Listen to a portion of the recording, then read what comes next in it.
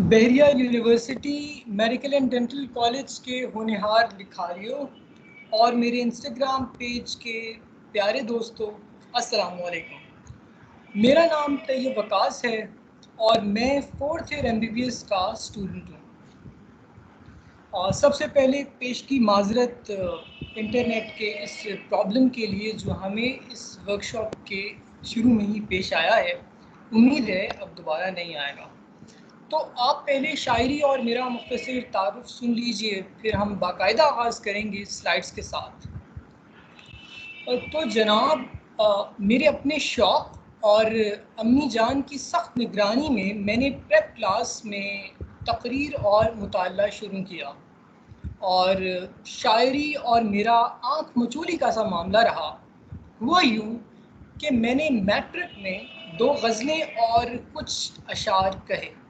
अब मैट्रिक में चूँकि हम गालिब भी पढ़ रहे होते हैं और साथ साथ इकबाल भी, तो मेरे आधे मवाद को सुनकर मेरे दोस्तों ने माशाअल्लाह सुभान अल्लाह कहा, जबकि बकिया आधे मवाद को पढ़कर ला हौला वला कुव्वता इल्ला बिल्लाह कहा।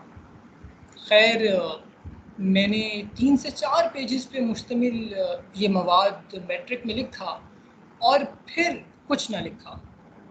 इसकी बहुत बड़ी वजह ये थी कि मुझे शेर तो बहुत अच्छे लगते थे, लेकिन शायर हज़रात बहुत कम अच्छे लगते थे।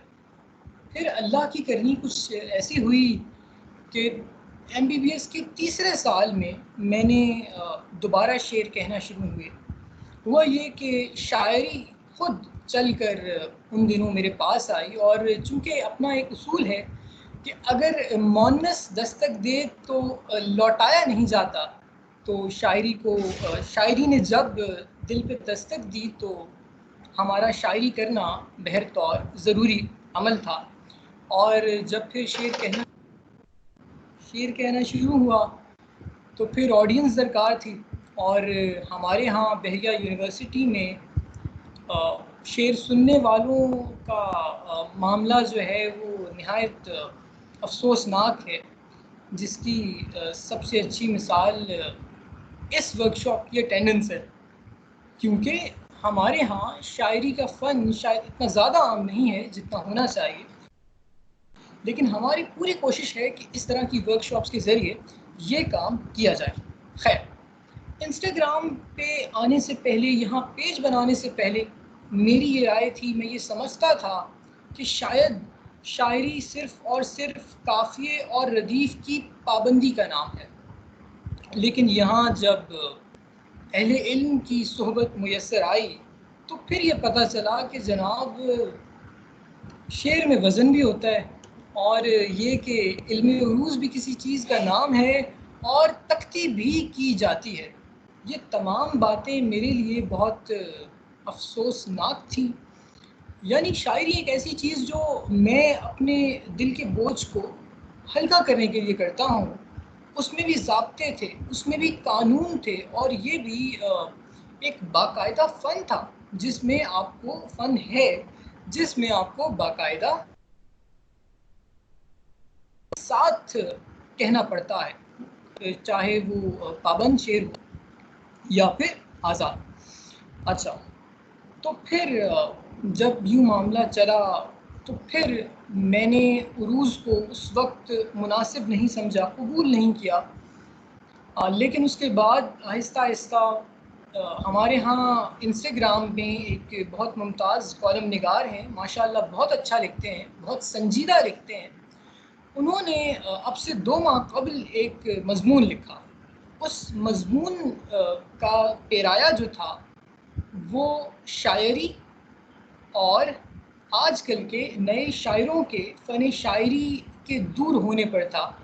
अनीस साहब ने ये मज़मून लिखा और ये मज़मून हम जैसे लोग जो शायरी को महज़ काफ़िए और रदीफ़ की पाबंदी समझते थे, इनके लिए एक सर्जिकल स्ट्राइक से कम ना था।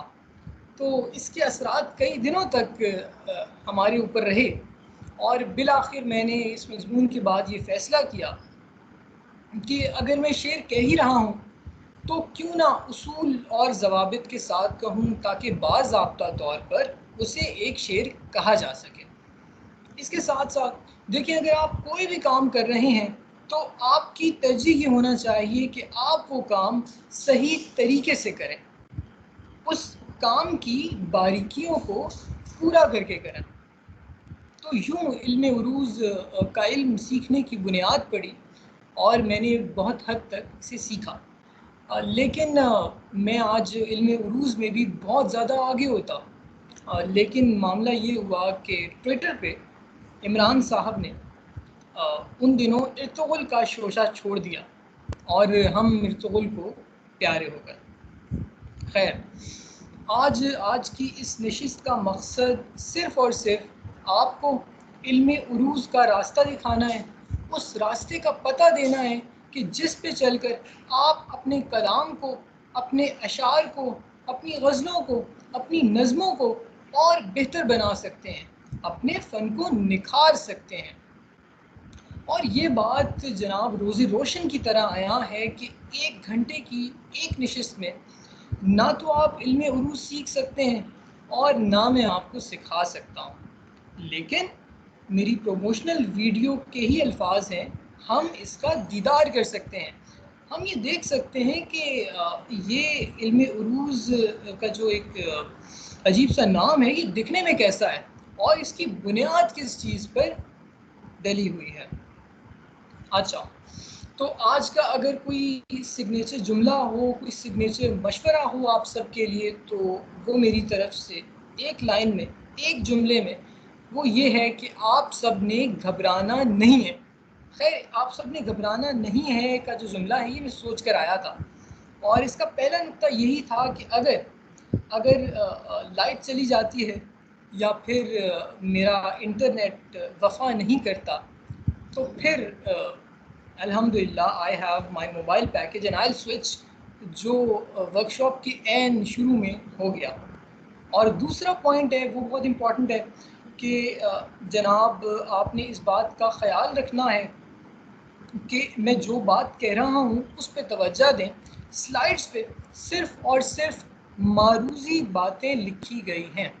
चलें, अब मैं साथ साथ स्लाइड ओपन करता हूँ और स्लाइड्स में सबसे इम्पॉर्टेंट बात इसके अलावा वो ये है कि आपने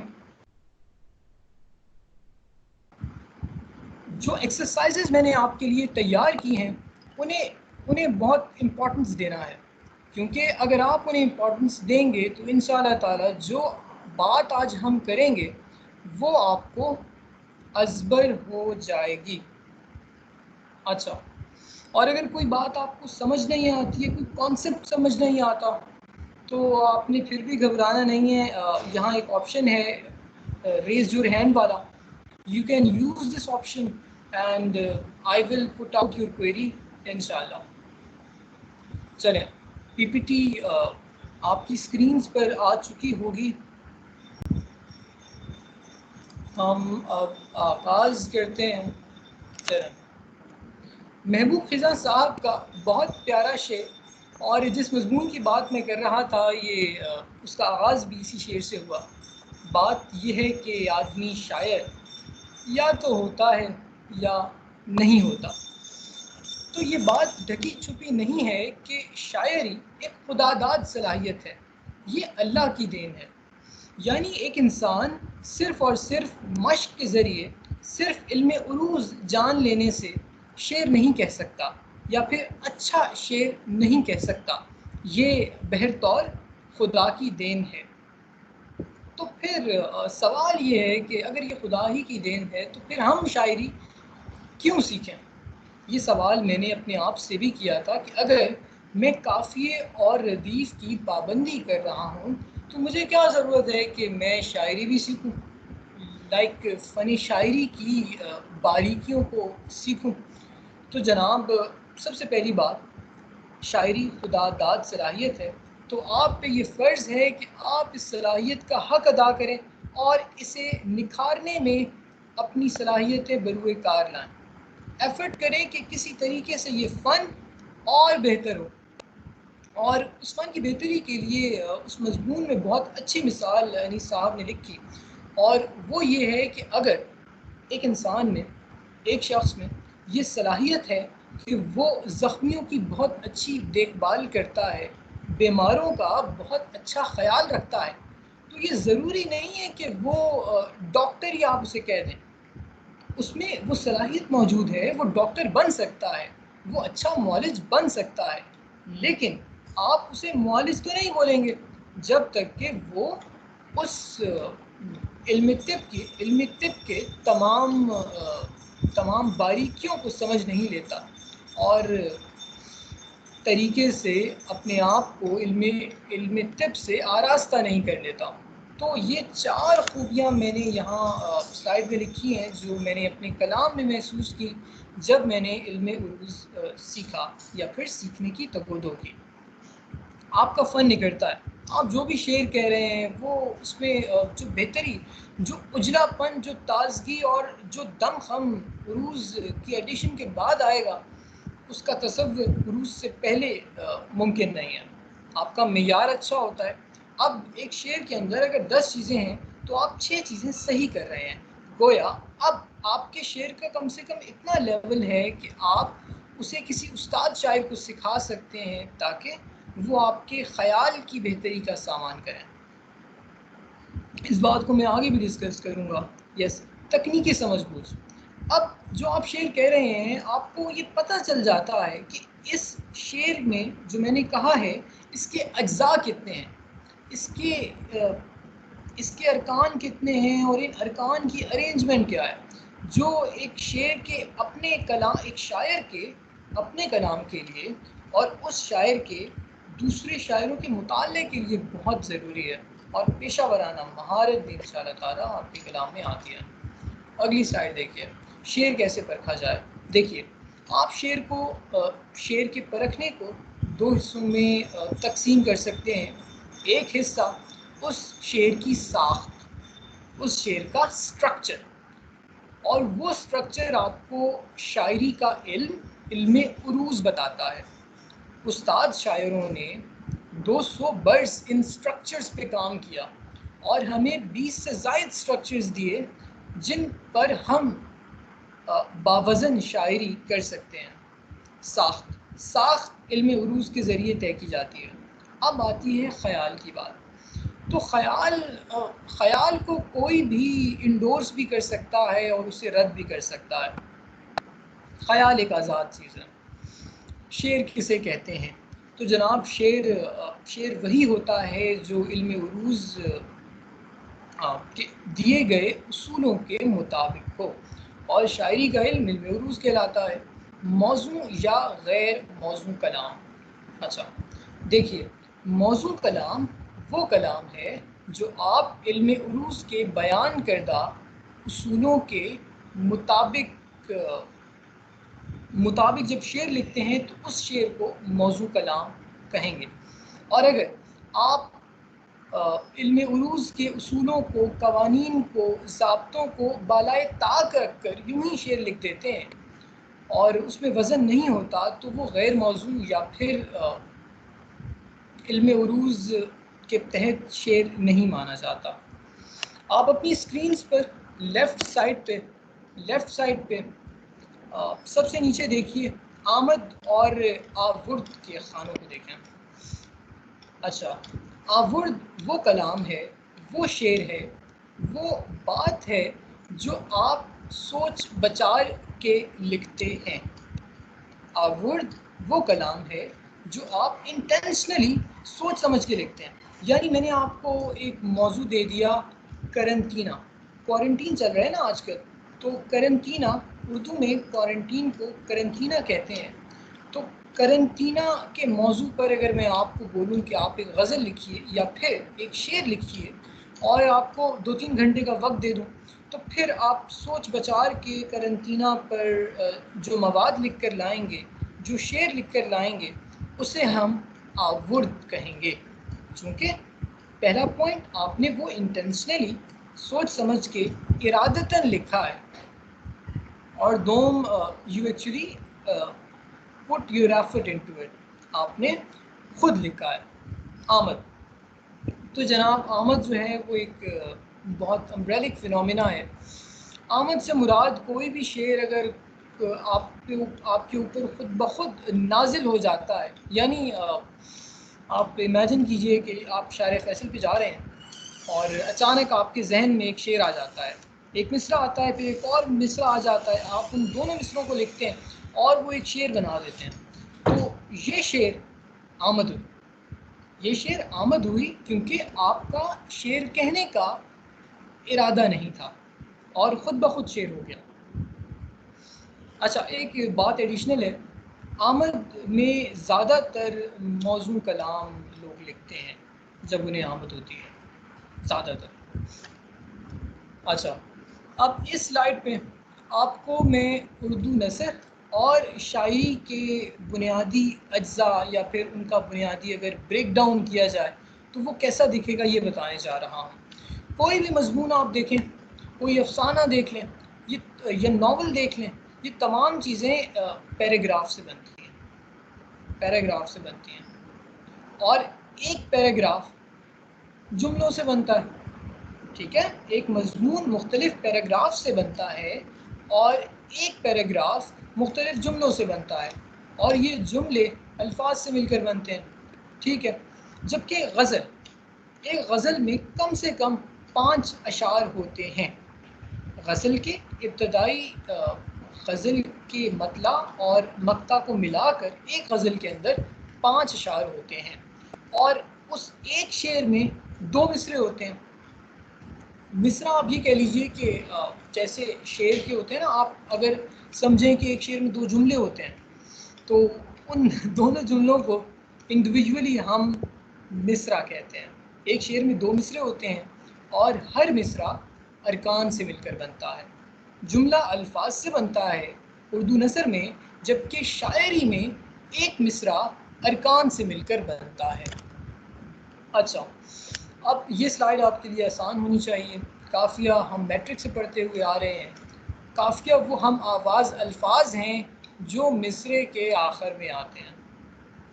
आप एग्ज़ाम्पल देखिए, वफ़ा का दुआ, सज़ा, बका, जज़ा, जान, आन, शान, बान, सुनसान, हैरान, परेशान, इंसान और काफ़िए का वहीं नहीं कहीं। अच्छा, अब ये एक एग्ज़ाम्पल है। यहाँ आपने ये बताना है कि कौन सा काफ़िया इन 2 अशार में इस्तेमाल किया गया है। तो अगर कोई बंदा अपना माइक ऑन करके बता सकता है तो काइंडली माइक ऑन करके बताए कि इन 2 अशार में काफ़िया कौन सा इस्तेमाल किया गया है। एनीवन? मैं बताऊँ? कोई एक बता दो।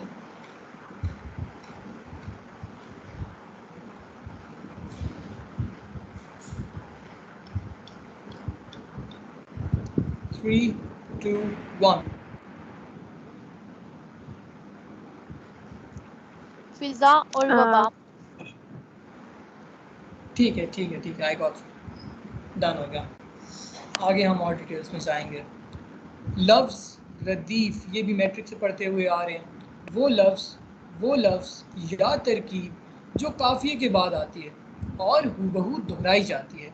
काफ़िए में हमने क्या पढ़ा कि काफ़िया वो हम आवाज़ अल्फाज होते हैं जो मिसरे के आखिर में आते हैं, जबकि रदीफ़ वो लफ्ज़ या तरकीब है जो काफ़िए के बाद आती है और हूबहू दोहराई जाती है। यानी रदीफ़ एक गज़ल के अंदर, एक गज़ल के हर मिसरे में बिल्कुल एंड में आने वाली वो इबारत है जो एक जैसी है। आप इस शेर को देखिए, तुझको अपना प्यारा मानते हैं हम, वरना तो बेरुखी भी जानते हैं हम।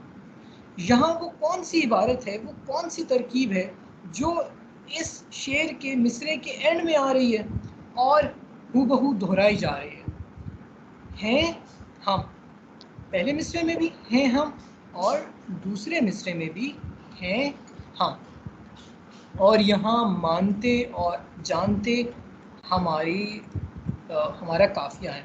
अच्छा, यहाँ एक इम्पॉर्टेंट बात अगर आप समझ सकते हैं तो समझिए, ज़मीन, किसी भी गज़ल की ज़मीन उसके काफ़िए और रदीफ़ को कहते हैं। और ज़मीन एक टेक्निकल टर्म है, हमें लगता है कि जैसे पता नहीं क्या चीज़ होगी, कोई हब्बा होगी, लेकिन देखिए काफिया और रदीफ किसी भी एक गज़ल का ज़मीन कहलाता है। यानी इस शेर पे मैंने पूरी गज़ल लिखी हुई है और ये उस गज़ल का पहला शेर है जो आपकी स्क्रीन्स पे आवेज़ा है। तो इस शेर की ज़मीन क्या है? मानते हैं हम, मानते काफिया है और हैं हम रदीफ है। काफिया और रदीफ किसी भी गज़ल की ज़मीन कहलाई जाती है। उम्मीद है आपको ये बात थोड़ी बहुत समझ आ गई होगी। अच्छा, हर्फ रवी। हर्फ रवी किसको कहते हैं? आखिरी असली हर्फ जो कवाफी में दोहराया जाता है। आखिरी असली हर्फ जो कवाफी में दोहराया जाता है। इसकी एग्जाम्पल पीछे वाले शेर से ले लेते हैं। अच्छा, हमने इस शेर में क्या ढूंढना है? आखिरी असली हर्फ जो कवाफी में दोहराया जाता है। कवाफी काफिए की जमा को कहते हैं, आप काफिया समझ लीजिए। आखिरी असली हर्फ जो कवाफी में दोहराया जाता है उसे हर्फ रवी कहते हैं। तो हम इस शेर में देखेंगे कि हर्फ रवी क्या है, वो आखिरी असली हर्फ क्या है जो कवाफी में दोहराया गया है। सबसे पहले तो आप दोबारा ढूंढेंगे कि इस शेर में कवाफी कौन कौन से हैं, काफिए कहाँ हैं। मानते और जानते इस शेर में काफिए हैं। अब बताइए कि वो आखिरी असली हर्फ या हुरूफ कौन से हैं जो इन कवाफी में दोहराए गए हैं। आपके आसानी के लिए यहाँ मैं बता देता हूँ। अलिफ, नून, ते और ये तमाम इबारत जो है वो इन दोनों काफियों में दोहराई गई है, इसलिए ये हर्फ रवी कहलाएगी। अब आगे मैं जो एग्जांपल दूंगा उसमें आपने काफिया भी बताना होगा, आपने रदीफ भी बताना होगा, फिर आपने कवाफी के लिहाज से हर्फ रवी भी बताना होगा और इंशाअल्लाह ताला ज़मीन भी। उससे पहले आप ये देख लें कि गज़ल का पहला शेर मतला कहलाता है। ये मतला क्यों कहलाता है? देखिए, लफ्ज़ मतला तुलू से निकला है। तुलू लाइक जब सूरज निकलता है तो दिन शुरू होता है। इसी तरह आप ये इमेजिन करें कि गज़ल जिस शेर से शुरू होती है उसे हम गज़ल का पहला शेर या फिर उस गज़ल का मतला कहते हैं। ठीक है। और आखिरी शेर, हम गज़ल के आखिरी शेर को मक्ता कहते हैं। मक्ता लफ्ज़ क़ता से निकला है और क़ता के माना ख़त्म करने के, तोड़ देने के होते हैं। तो एक गज़ल का रब्त एक गज़ल जहाँ ख़त्म होती है, जहाँ उसका इख्तिताम होता है, उस शेर को हम मक्ता कह देते हैं। अच्छा, अब इन दोनों अशार का अलग नाम इसलिए दिया गया है क्योंकि इनकी स्पेसिफ़िक प्रॉपर्टीज़ हैं। अब इनमें मतले की प्रॉपर्टीज़ आपने कभी नहीं भूलनी। BUMDC के शायरों, मतले की प्रॉपर्टीज़ आपने कभी नहीं भूलनी। एक मतले के अंदर काफिया और रदीफ दोनों मिसरों में इस्तेमाल किया जाता है। मतले का कैरेक्टरिस्टिक फ़ीचर एक ही है और आपने एक ही फ़ीचर याद रखना है, और वो एक फ़ीचर ये है कि मतले के अंदर दोनों मिसरों में काफ़िए का इस्तेमाल भी किया जाता है और रदीफ का इस्तेमाल भी किया जाता है। अब ये पिछले वाली जो एग्ज़ाम्पल थी उसी से देख लीजिए। ये मतला है बेसिकली। क्यों मतला है? क्योंकि तुझको अपना प्यारा मानते हैं हम, वरना तो बेरुखी भी जानते हैं हम। यहाँ दोनों मिसरों में काफिया भी है और रदीफ भी है, इसलिए ये शेर मतला कहलाया जाएगा। दोबारा रिपीट कर रहा हूँ, गज़ल का वो शेर जिसमें दोनों मिसरों में काफिए और रदीफ का इस्तेमाल किया जाए उसे मतला कहते हैं। मतला लफ्ज़ तुलू होने से निकला है और ये गज़ल का पहला शेर होता है। अच्छा, अब आगे जो मैं आपको शेर दिखाऊंगा इसमें आपने मुझे क्या बताना है। एक मिनट की बात सुन लीजिए। आहंग किसे कहते हैं? आहंग को आप इंग्लिश में रिदम कह लीजिए। आहंग, रिदम। और बहर बहर पे मैं आगे बात करूँगा। अच्छा, on the left side of your screens एक शेर लिखा हुआ आ रहा है, मुयस्सर मेरे जैसा उसको कोई मुझसे वाबी है, वो शायद इसलिए खुश है अगर मुझसे जुदा भी है। अच्छा, अब आप में से कोई हैंड रेज के ऑप्शन पे क्लिक करें। That is how I will know कि आप जवाब देना चाह रहे हैं और मैं सिर्फ उस बंदे से फिर जवाब दूंगा। अल्लाह के बंदू स्क्रीन के बीच में 003 अपना माइक ऑन कीजिए। 003 यस। जी। आपने इस शेर में काफिया बताना है, रदीफ की निशानदेही करनी है, हरफ रवी बताना है। पहले ये 3 चीज़ें बताइए।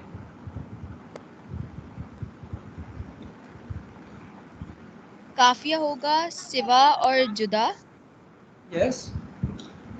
और रदीफ होगा भी है, जी हाँ,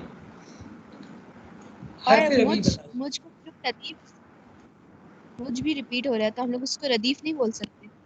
नहीं, देखिए, रदीफ की डेफिनेशन क्या थी? वो हर्फ, वो कि वो लफ्ज़ या आखिर में आती। जी हाँ, जी हाँ, वो आखिर में आती है। गुड। आप मुझे हरफ रवी बताइए।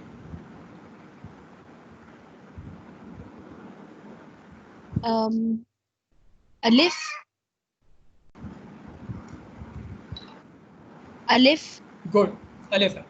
गुड। अब मुझे बताइए कि क्या इस शेर में कोई ख़ास क्वालिटी देख रही हैं आप? मतला हो सकता है ये, या मक्ता हो सकता है, अगर है तो क्यों? ये ये मतला होगा क्योंकि इसमें रदीफ और काफिया दोनों है। गुड गुड, मैंने यही पूछना था। Well done. अच्छा, अपना माइक ऑफ कर लीजिए। On the right side of your screen दिल दर्द के उन्वान के साथ जो 2 शेर लिखे हुए हैं, इनकी एक्सरसाइज आप खुद अपने जहनों में कर लें। इतने में मैं पानी पी लेता हूँ। इसकी सॉल्यूशन मैं खुद आपको बता दूँगा।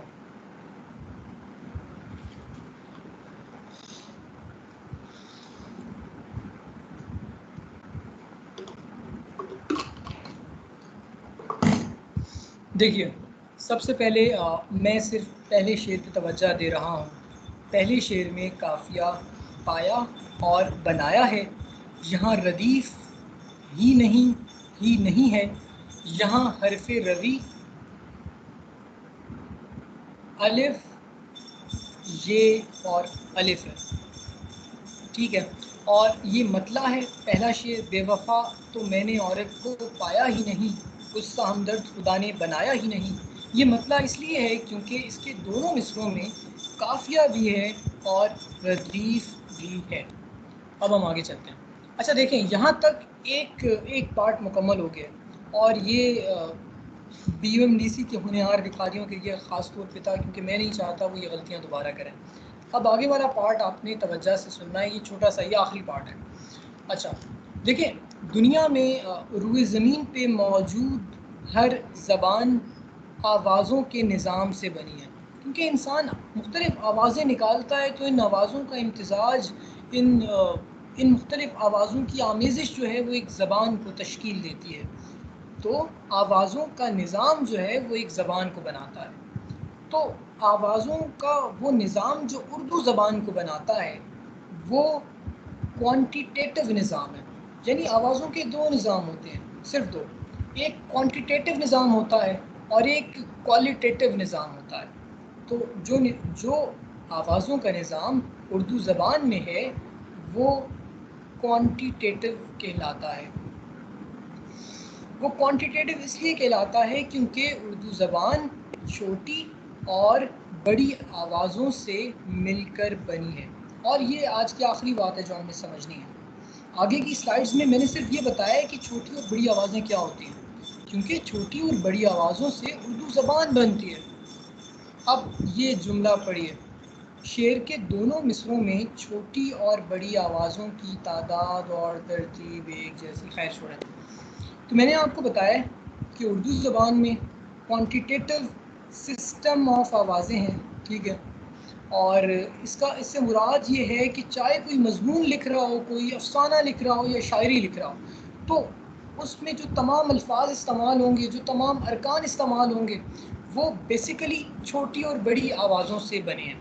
तो आम भाषा में आप फिर ये कह लीजिए कि एक शेर के अंदर छोटी और बड़ी आवाज़ों की जो केमिस्ट्री होनी चाहिए ना, वो सेम होनी चाहिए, तब हम शेर को शेर मानेंगे। That's it.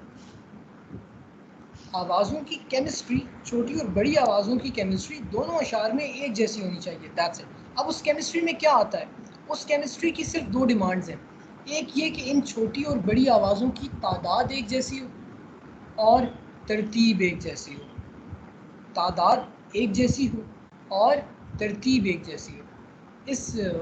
इन तीन चीज़ों का ऊपर की आप स्क्रीनशॉट ले सकते हैं। These are very helpful and will help you build the basic knowledge of इल्म उरूज। अच्छा, तख्ती किसको कहते हैं?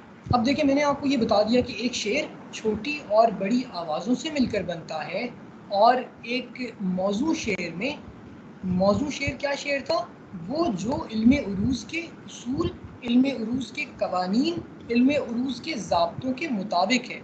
एक मौजू शेर के अंदर छोटी और बड़ी आवाज़ों की तादाद और तरतीब, अम्ब्रेलिकली छोटी और बड़ी आवाज़ों की केमिस्ट्री एक जैसी होती है। ठीक है? अच्छा, हमने ये इस्टेब्लिश कर लिया। ये मैं दोहरा इसलिए रहा हूँ क्योंकि कुछ लोगों के लिए ये मुश्किल हो सकता है, और आखिरी बार दोहराऊँगा। एक शेर छोटी और बड़ी आवाज़ों से मिलकर बनता है। डन हो गया? अच्छा, तो एक शेर को उन आवाज़ों में, उन छोटी और बड़ी आवाज़ों में जिनसे वो मिलकर बनता है, में तोड़ देने को, छोटी और बड़ी आवाज़ों में एक शेर को तोड़ देने को तख्ती कहते हैं। तख्ती इज़ बेसिकली मेडिकली पोस्टमार्टम। तख्ती से मुराद होता है टुकड़े टुकड़े कर देना। तो इस ज़ख़ीम सी टर्म का आम सा मतलब पोस्टमार्टम है, यानी टुकड़े टुकड़े करना। उन छोटी और बड़ी आवाज़ों में शेर को तोड़ देना जिनसे मिलकर वो बनता है। और नीचे दो अशार दिख रहे होंगे आपको, ये आपको इसकी अहमियत बताने के लिए है। ऑन द लेफ़्ट साइड वो शेर है जो मैंने इल्म उरूज सीखने से पहले लिखा था। उसे मेरे जैसा कोई मयस्सर मुझसे वा भी है, वो खुश है और मुझसे जुदा भी है। ये शेर मैंने इल्म उरूज की मालूमात से पहले लिखा था, और उसके बाद इल्म उरूज के तहत इस शेर की जो वर्जन है वो कुछ ऐसे है। मुयस्सर मेरे जैसा उसको कोई मुझसे वा भी है, वो शायद इसलिए खुश है अगर मुझसे जुदा भी है। इससे शायद आपको आवाज़ों के निज़ाम की अहमियत का पता चले। अच्छा, अब आपने इस स्लाइड को देख के घबराना नहीं है।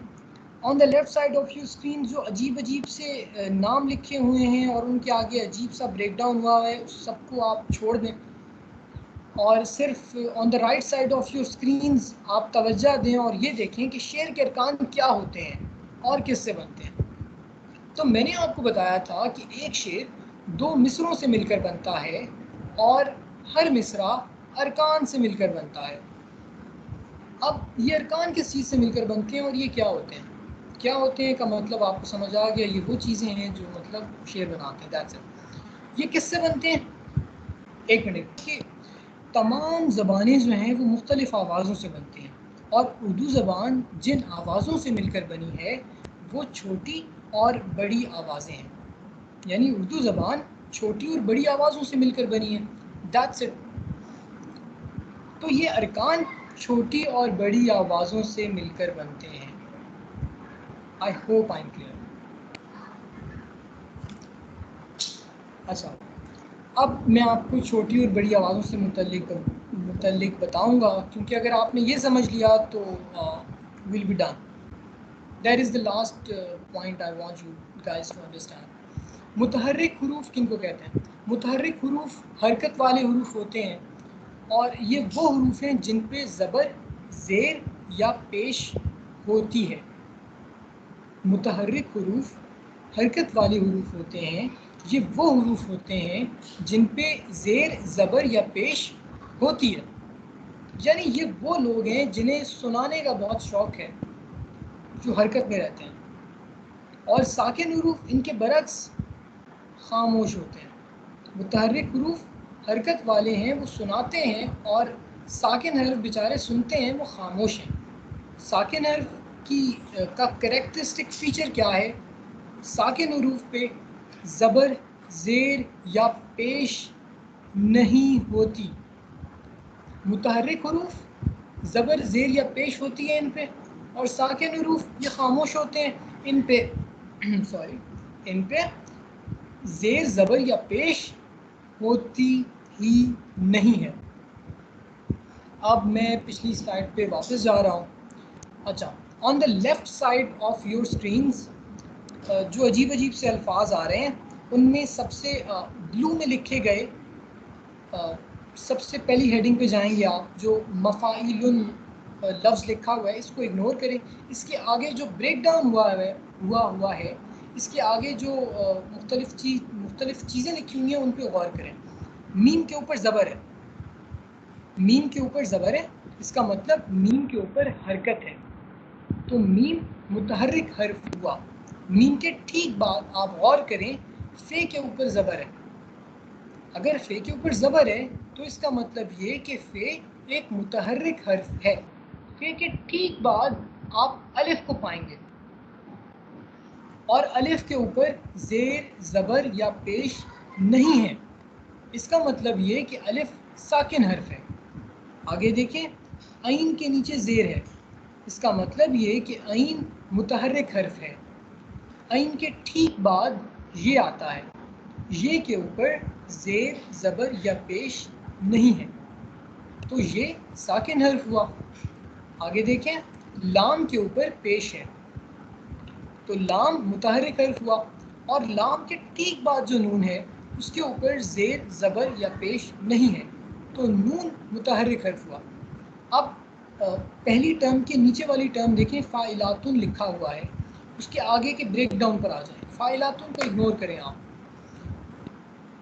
फ़े को देखें, फ़े के ऊपर ज़बर है, इसका मतलब फ़े मुतहर्रिक हर्फ हुआ, और फ़े के ठीक साथ जो अलिफ लिखा हुआ है उसके ऊपर ज़ेर ज़बर या पेश नहीं है, तो ये अलिफ साकिन हर्फ हुआ। इसके बाद ऐन को देखें, ऐन के ठीक नीचे ज़ेर है, तो ऐन मुतहर्रिक हर्फ हुआ क्योंकि इसके ऊपर हरकत है। लाम, लाम के ऊपर ज़बर है, लाम मुतहर्रिक हर्फ हुआ। लाम के ठीक बाद अलिफ है, क्योंकि ये कोई ला लिखा हुआ है ना, तो लाम में लाम के ऊपर ज़बर है और अलिफ के ऊपर ज़ेर ज़बर या पेश नहीं है, तो अलिफ साकिन हर्फ हुआ। आगे देखिए, ते और नून लिखा हुआ है, ये आवाज़ है तुन। तुन में ते के ऊपर पेश है, यानी ते मुतहर्रिक हर्फ हुआ, और नून साकिन है, नून के ऊपर कोई हरकत नहीं है, नून खामोश है। अब if I am clear enough, तो आप में से कोई अपना हैंड रेज करे एंड प्लीज़ मुझे ये बताए कि तीसरे रुकन में आवाज़ों में मुतहर्रिक और खामोश हर्फ कौन से हैं। कोई एक बंदा हैंड रेज करे।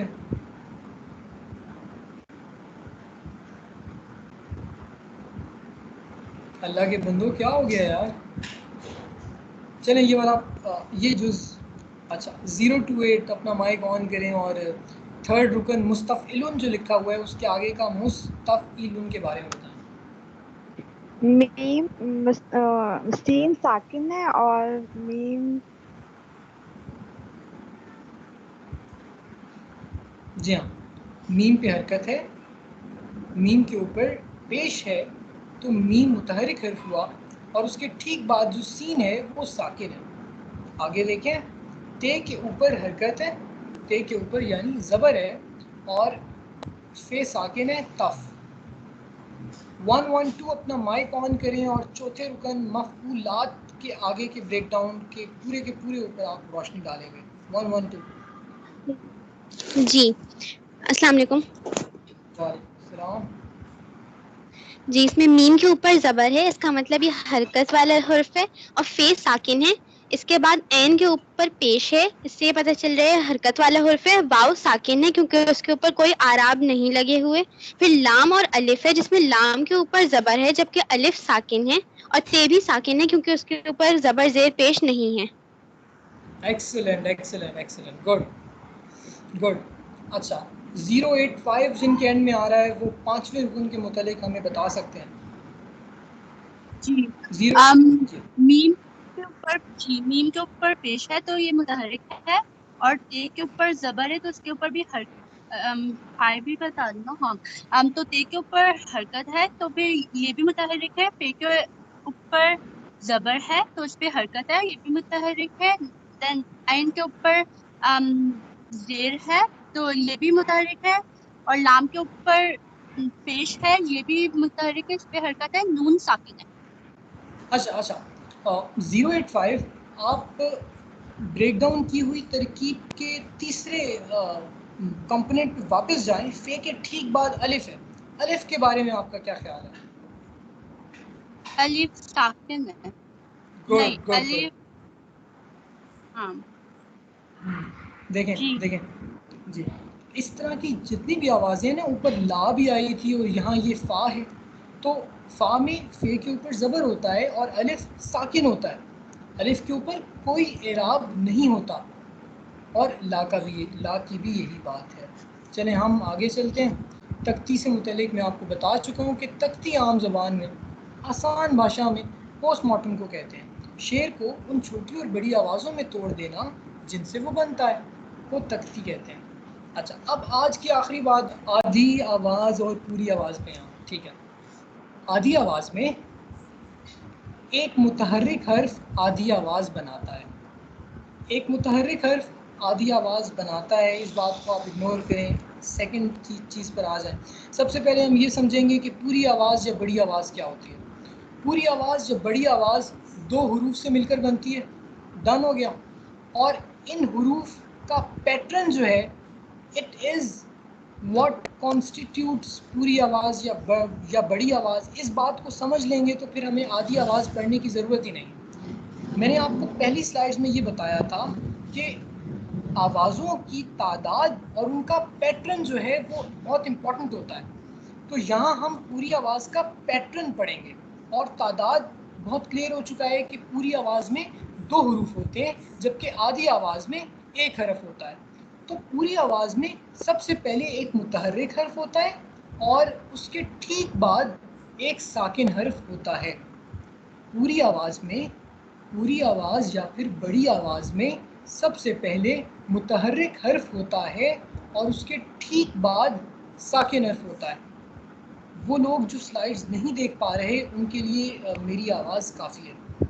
आप सिर्फ ये बात अपने पास नोट कर लीजिए कि पूरी आवाज़ या बड़ी आवाज़ में सबसे पहले मुतहर्रिक हर्फ होता है और उसके बाद साकिन हर्फ होता है। ये पैटर्न आप जहाँ भी देखेंगे, पहले मुतहर्रिक हर्फ और उसके ठीक बाद एक साकिन हर्फ, तो आप फ़ौरन कह देंगे कि भाई ये आवाज़ जो है ये बड़ी आवाज़ है। ठीक है, अब दोबारा आए, आधी और बड़ी आवाज़ को हम दोबारा देखेंगे। आधी आवाज़ के बारे में मैंने आपको सिर्फ एक बात बताई है, और वो एक बात ये कि ये एक हर्फ से मिलकर बनती है। That's it. आधी आवाज़ एक हर्फ से मिलकर बनती है, पूरी आवाज़ दो हरूफ से मिलकर बनती है, और इन दो हरूफ का पैटर्न बहुत इंपॉर्टेंट है। सबसे पहले एक मुतहर्रिक हर्फ आता है और उसके ठीक बाद एक साकिन हर्फ आता है। पूरी आवाज़ दो हरूफ से मिलकर बनती है और इसमें पहले एक मुतहर्रिक हर्फ और उसके ठीक बाद एक साकिन हर्फ आता है। जी रूजली, अपना माइक ऑन करें। क्या आप आधी आवाज की कोई एग्जांपल दे सकते हैं? जी हाँ, हम अब एग्जाम्पल्स पे जाएंगे। ठीक है, अच्छा, अब हम अरकान पे वापस आएंगे और शुरू से अरकान को दोबारा देखेंगे। अब हमें एग्जाम्पल्स देखनी है। एग्जाम्पल सबसे इंपॉर्टेंट पार्ट है। ब्लू में सबसे पहला रुकन जो लिखा हुआ है मफ़ाइलुन, इसके आगे के ब्रेक डाउन पे फोकस करें आप। मीम के ऊपर ज़बर है, मीम एक मुतहर्रिक हर्फ है, लेकिन मीम के ठीक बाद कोई साकिन हर्फ नहीं है, तो इसलिए मीम अकेला है। यानी हमारे पास आवाज़ों में सिर्फ एक पैटर्न एग्जिस्ट करता है, और वो पैटर्न है पूरी आवाज़ का। और वो पैटर्न क्या है? मुतहर्रिक प्लस साकिन, यानी मुतहर्रिक के ठीक बाद एक साकिन हर्फ का होना। ये आपने इस स्लाइड से रीड किया। इस स्लाइड में लिखा हुआ है कि पूरी आवाज़ दो हरूफ पर मुश्तमिल होती है और उसका पैटर्न ये होता है कि पहले मुतहर्रिक हर्फ है और उसके ठीक बाद एक साकिन हर्फ है। अच्छा, तो मीम के ऊपर ज़बर है, मीम मुतहर्रिक हर्फ है, मीम के ठीक बाद कोई साकिन हर्फ नहीं था, तो ये बेचारा सिंगल है। ये एक आधी आवाज़ हुआ। फे के ऊपर ज़बर है और फे के ठीक बाद अलिफ है। फे एक मुतहरिक हर्फ है और फे के ठीक बाद अलिफ है जिसके ऊपर कोई एराब नहीं है, तो अलिफ साकिन हर्फ हुआ। मुतहरिक के ठीक बाद एक साकिन हर्फ का आना हमें ये पता देता है कि ये आवाज़ एक पूरी आवाज़ है, बड़ी आवाज़ है। अगले ब्रेक डाउन के अगले कंपोनेंट को देखिए। आइन के ठीक नीचे ज़ेर है और आइन के ठीक बाद ये है। आइन एक मुतहरिक हर्फ हुआ और ये एक साकिन, तो मुतहरिक के बाद जब भी साकिन हर्फ आता है हम इस आवाज़ को पूरी आवाज़ कह देते हैं। आगे देखें, लाम एक मुतहरिक हर्फ है और नून एक खामोश हर्फ है।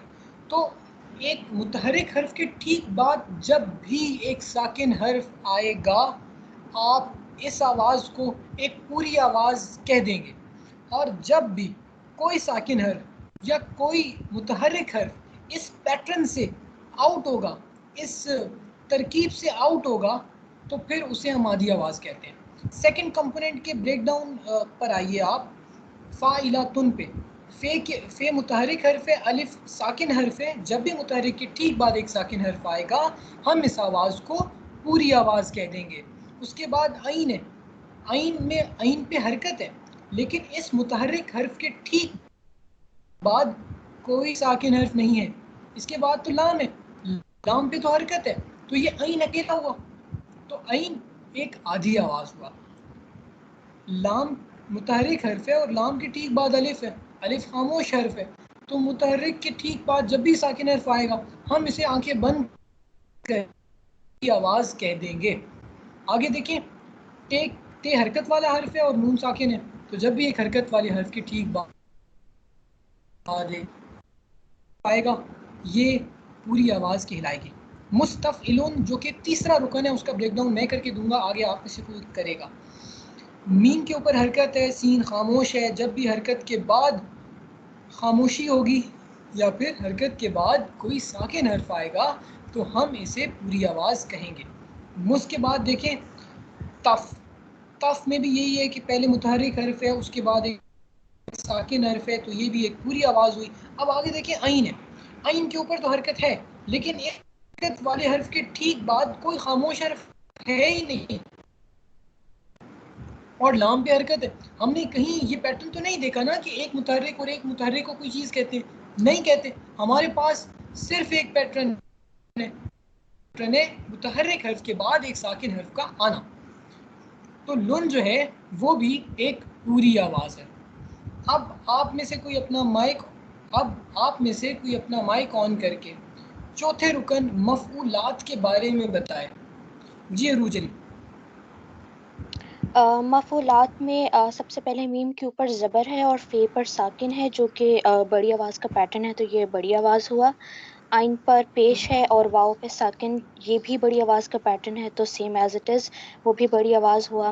एंड लाम ज़बर और अलिफ साकिन सेम बड़ी आवाज़ का पैटर्न है, और ते पे साकिन है जिसके पहले कोई मुतहरफ अल्फाज नहीं है, तो ये एक छोटी आवाज़ है।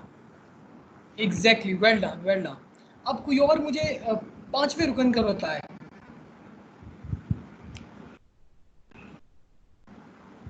प्लीज़ रेज योर हैंड, जल्दी बता दें वरना नेट दोबारा चला जाना है। स्क्रीनशॉट ले लें कम से कम इसका। उर्दू शायरी में बस यही अरकान होते हैं।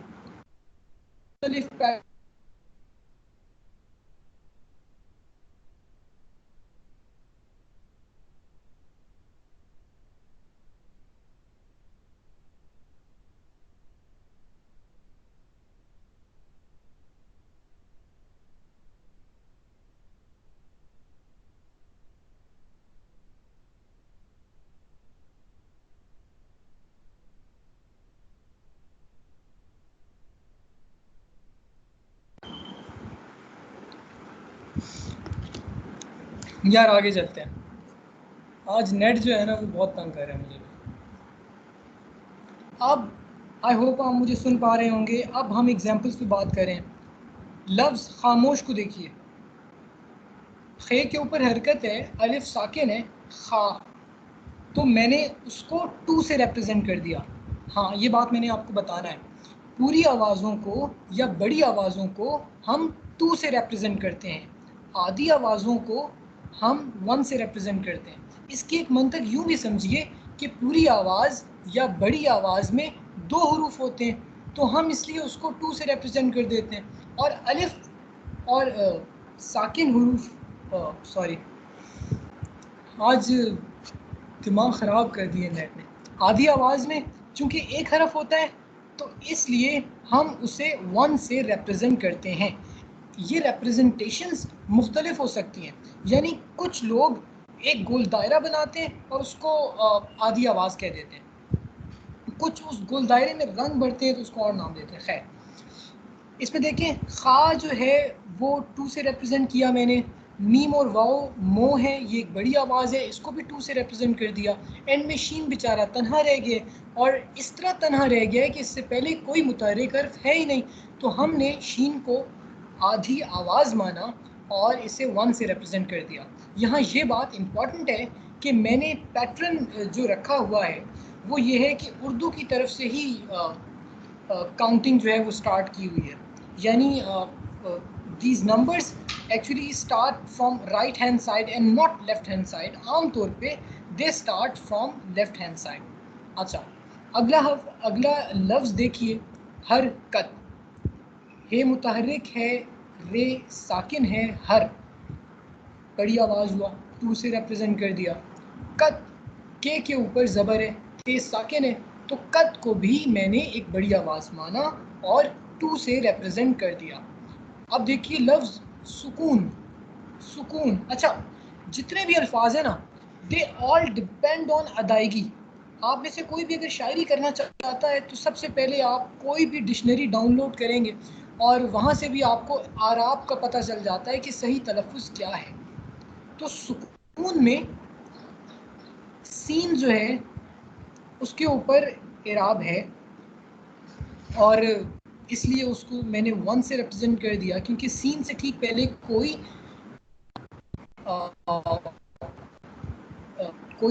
सीन के ठीक बाद कोई साकिन हर्फ नहीं था।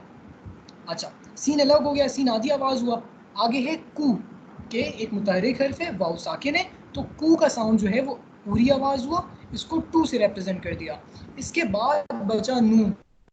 नून बेचारे है ही अकेला, नून साकिन है और इससे पहले कोई मुतहर्रिक आवाज़ भी नहीं है, तो जनाब ये भी 1 से रिप्रेजेंट किया गया। अब लफ्ज़ हैरान, है का साउंड आ रहा है सबसे पहले, है के ऊपर ज़बर हुआ और ये के ऊपर ज़ेर ज़बर या पेश नहीं है, इसका मतलब ये साकिन है, तो फिर हे का साउंड जो है उसे हमने 2 का नाम दे दिया। अब आगे देखिए, रे के ऊपर हरकत है, अलिफ साकिन है, दोबारा एक पूरी आवाज़ आई, 2 से रिप्रेजेंट किया। और नून फिर बेचारा अकेला है, उससे पहले कोई मुतहर्रिक हर्फ ही नहीं है, तो मैंने नून को 1 से रिप्रेजेंट कर दिया। अब देखिए एक शेर देखिए, दूर से उसने मुस्कुराना है और मैंने फिदा हो जाना है। मैंने आपको पहले बहुत इम्पोर्टेंट बात बताई थी और वो ये थी कि एक मौजू शेर में, एक ऐसे शेर में जो इल्म उरूज के मुताबिक होता है, उसमें छोटी और बड़ी आवाज़ों की तरतीब और पैटर्न तादाद और तरतीब एक जैसी होती है, तो जो पैटर्न इस यही दूसरे मिसरे का भी होगा। दूर को देखें, दाल और वाव 2 से रिप्रेजेंट किया क्योंकि दाल पे हरकत है और वाव खामोश है। और रे देखें, रे बेचारा साकिन है, रे से पहले कोई मुतहर्रिक हर्फ था ही नहीं, तो रे जो है वो अलिफ से रिप्रेजेंट हो गया, 1 से रिप्रेजेंट हो गया। से में सीन मुतहर्रिक है, ये बेचारा साकिन है, तो साकिन और मुतहर्रिक का पैटर्न जहाँ भी देखेंगे आधी उसको पूरी आवाज़ कह देंगे, मुतहर्रिक के ठीक बाद साकिन का पैटर्न जहाँ भी देखेंगे उसे पूरी आवाज़ कह देंगे और आंखें बंद करके 2 से रिप्रेजेंट कर देंगे। उसमें अलिफ हरकत वाला है, सीन साकिन है, तो इसे भी 2 से रिप्रेजेंट कर दिया। एक के कुछ अल्फाज में आप उनकी आवाज़ों को अल्टर कर सकते हैं। आगे लिखा हुआ है ना दूर से उस, आगे लिखा हुआ है ने में अगर आप उसे पढ़ लें ने, अगर ने को ने पढ़ा जाए तो फिर हम तख्ती में उसे नून के ऊपर सिर्फ ज़बर शुमार करते हैं, यानी आपने ये गिरा दिया दूर से उसके बाद की बात जो ने लिखा हुआ है मैं इसकी बात कर रहा हूँ। ये ज़रूरी नहीं है ये बात आप अभी आप समझें, लेकिन आपको थ्योरेटिकली बता रहा हूँ। तख्ती में ये बातें इंपॉर्टेंट होती हैं कि ये जो है उसे गिराया है तो ये वन का साउंड आ रहा है। टू देखें, मीम के ऊपर हरकत है, सीन फिर साकिन है, ये पूरी आवाज़ हुआ, टू से रिप्रेजेंट कर दिया। मुस्कुराना, मुस्कुराना के ऊपर हरकत है, लेकिन इस हरकत के ठीक बाद कोई साकिन हर्फ नहीं है, तो ये अलहदा से एक आधी आवाज़ हुआ, अकेला हुआ, इसे वन से रिप्रेजेंट कर दिया। और इसी तरह आगे की बात है। अच्छा, ये आखिरी बात सुन लें आप कि जब आप वेबसाइट्स पे जाएंगे, uruz.com एक वेबसाइट का नाम है, वहाँ आप अपना कोई भी शेर दाखिल करेंगे या कहीं से भी कोई भी शेर उठा के वहाँ तख्ती के लिए, पोस्टमार्टम के लिए दाखिल करेंगे, एंटर करेंगे, तो वो आपको तख्ती कुछ इस तरह देंगे। तो 1-2 जो अददी निज़ाम है, तो उन्होंने उसको इसी तरह लिया हुआ है, बस 1-2 की जगह दो क्या कहेंगे, दो अलामतें दिखा दी हैं, और जहाँ सिर्फ एक अलामत होती है वहाँ हम ये कह देते हैं कि जनाब ये छोटी आवाज़ है।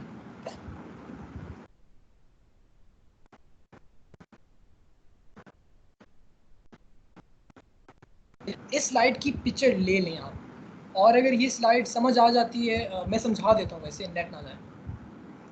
नून गुन्ना, दो चश्मी है और याय मखलूत, आपने इन टर्म से परेशान नहीं होना है। नून गुन्ना, दो चश्मी है और याय मखलूत तख्ती से हमेशा सारी की सारी जो है ना वो अदायगी पे डिपेंड करती है।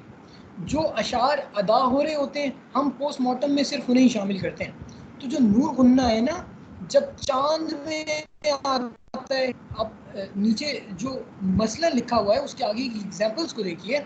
नून गुन्ना जहाँ भी आएगा, उर्दू शायरी में नून गुन्ना जहाँ भी आएगा आप उसे तख्ती या फिर पोस्टमार्टम में शुमार ही नहीं करेंगे। ये बात आप जहन में बिठा लें। नून गुन्ना जहाँ भी आएगा आप इसे तख्ती में शामिल ही नहीं करेंगे।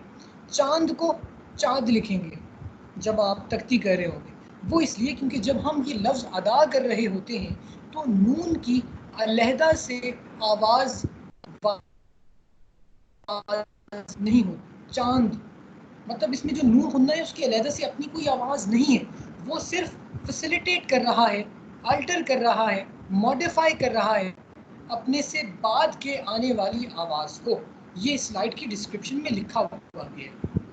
आगे देखिए, जवां, जवां में नून गुन्ने का कोई ख़ास साउंड नहीं है, तो इसलिए हम इसे जवां पढ़ेंगे।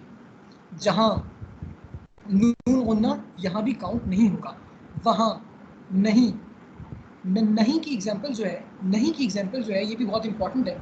यहाँ भी नून गुन्ना आ रहा है आखिर में। नून गुन्ने को जब भी आप जब भी शायरी में देखेंगे इसे तख्ती में शामिल नहीं करेंगे। रवा में भी यही है। अच्छा,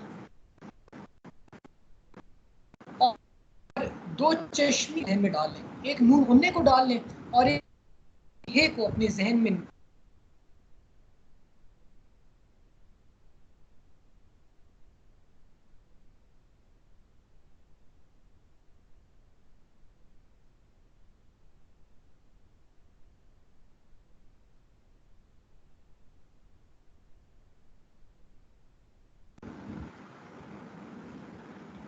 जहाँ भी नून गुन्ने या दो चश्मी का इस्तेमाल होगा हम उसे पोस्टमार्टम शामिल नहीं करेंगे।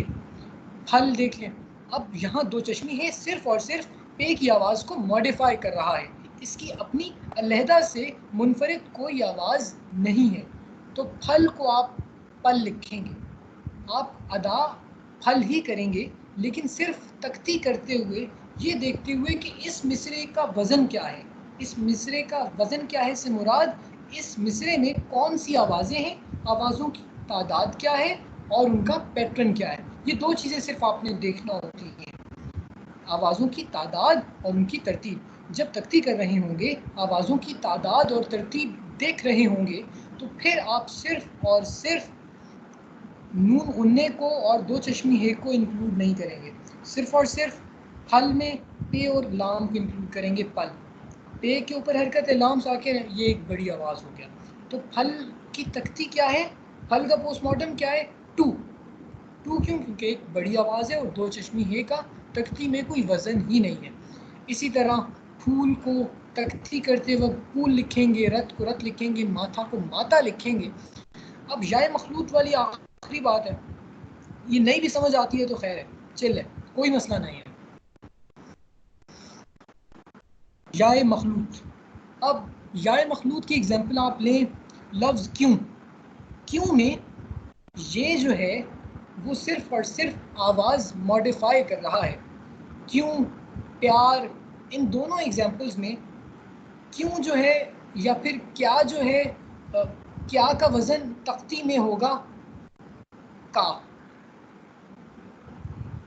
क्या का वज़न तख्ती करते वक्त का होगा, प्यार का वज़न तो होगा। लेकिन चूंकि अभी आपकी कोशिश है, अगर ये बातें आपको समझ में नहीं भी आती हैं तो खैर आप बस इसका स्क्रीनशॉट ले लें। अब मैं यहाँ कंक्लूड कर रहा हूँ। आज बहुत माजरत के इंटरनेट ने बहुत तंग किया, मैं भी बहुत तंग था इससे। इस स्लाइड का हर हाल में आप स्क्रीनशॉट लें। ये वो यूट्यूब सोर्सेज हैं जहाँ से आप आज की बुनियाद के बाद जहाँ से इल्म उरूज सीखने को कंटिन्यू कर सकते हैं, जारी रख सकते हैं।